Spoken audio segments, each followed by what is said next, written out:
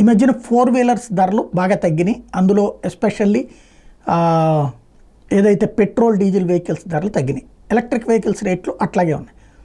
ఏంటిది అన్నప్పుడు సదర్ కంపెనీల వాళ్ళు చెప్పింది కానీ, మీడియా హైలైట్ చేసింది కానీ, ఏదైతే క్రిందసారి ప్రొడక్షన్ చేసినటువంటి వెహికల్స్ అన్నీ ఇక్కడ ఉన్నాయి, ఇవి రన్నింగ్లో ఉండగా కొత్తది ప్రొడక్షన్ రావడం వలన సమస్య వచ్చింది. అందుకని ఉన్న వాటిని క్లియర్ చేసుకునేందుకు తక్కువ రేటుకి ఇస్తున్నారు. అందులో డిస్కౌంట్లు రకరకాలైన ప్యాకేజీలు ప్రకటించి తగ్గించి అమ్ముతున్నారు అన్నటువంటిది మొన్న మధ్యన మనం కూడా మాట్లాడుకున్నాం. వివిధ కంపెనీల బ్రాండ్లు తగ్గిస్తున్నారు అన్నటువంటిది.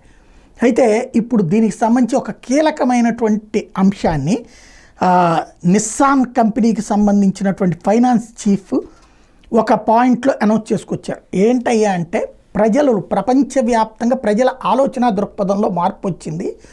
పెట్రోల్ డీజిల్ వైపు నుంచి డైవర్ట్ అవుతున్నారు వాళ్ళు ఎలక్ట్రిక్ వాహనాలకి.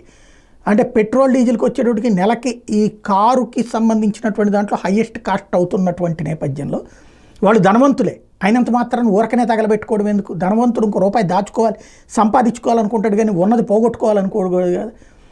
ఎలక్ట్రిక్ వెహికల్స్ కూడా దానికి తగ్గట్టుగా అదే తరహా ఫెసిలిటీస్ రావడం, అవి అప్గ్రేడ్ అయ్యేటప్పటికి ఎలక్ట్రిక్ వెహికల్స్ వైపుకి మొగ్గు చూపుతున్నారు ప్రజలు. అందువలన ఏదైతే ఈ లగ్జరీ కోరుకునేటటువంటి వాళ్ళు ఎలక్ట్రిక్ వెహికల్స్లో చూజ్ చేసుకుంటాం ప్రారంభించేటప్పటికి ఇప్పుడు ఈ వెహికల్స్కి డిమాండ్ తగ్గుతూ ఉంది. దానివల్లనే స్టాక్ ఆగిపోతుంది అన్నటువంటిది ఇక్కడ ఉన్నటువంటి వాళ్ళు కాదు చెప్పుకొచ్చింది. ఫైనాన్స్ చీఫ్, నిస్సాన్కి సంబంధించినటువంటి ఫైనాన్స్ చీఫ్ జపాన్లో ఈ విషయాన్ని ప్రకటించారు. అక్కడ లేకపోతే ప్రపంచమంతా అనేది తేలాల్సి ఉంది.